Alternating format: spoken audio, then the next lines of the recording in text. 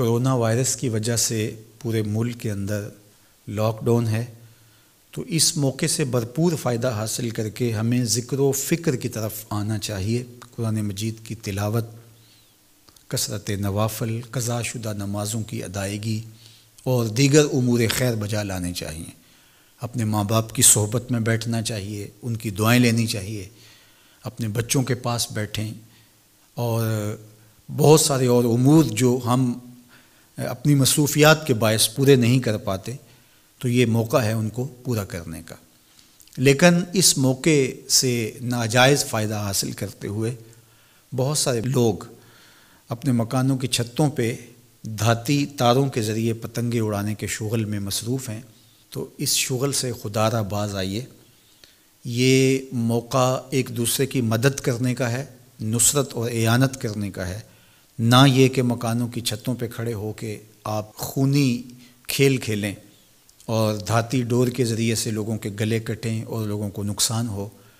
تو اس سے خدا را ہمیں خود بھی باز آنا چاہیے اور اپنے بچوں کو بھی اس سے روکنا چاہیے، ان کی حوصلہ شکنی کرنی چاہیے۔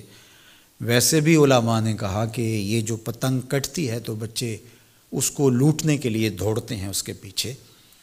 تو عمومی طور پہ ہمارے ہاں یہ کہا بھی جاتا ہے کہ میں پتنگیں لوٹ رہا ہوں یا لوٹ کے لایا ہوں، تو شرعاً وہ اس کی ملک نہیں تھی، تو وہ کیسے اس کو اپنے پاس رکھ سکتا ہے؟ تو یہ ایسا گناہ ہے جس کو گناہ نہیں سمجھا جاتا، اور بچپن میں معصوم ذہن پر لوٹ مار کا تصور اس سے ابھرتا ہے، اور آج وہ پتنگ لوٹ کے لایا ہے تو کل بڑا ہو کے بڑا لٹیرا بنے گا۔ تو یہ ماں باپ کو سوچنا چاہیے کہ پتنگ لوٹنے کا عمل لوٹنے کی ایک مشق ہے،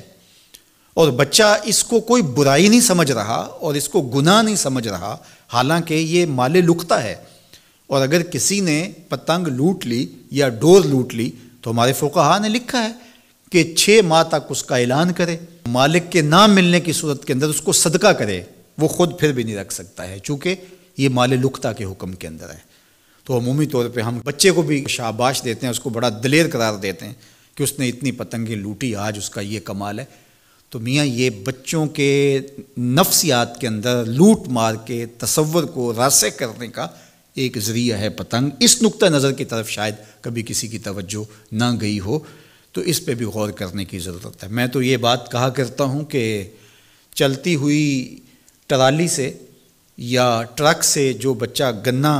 لوٹتا ہے تو اس کو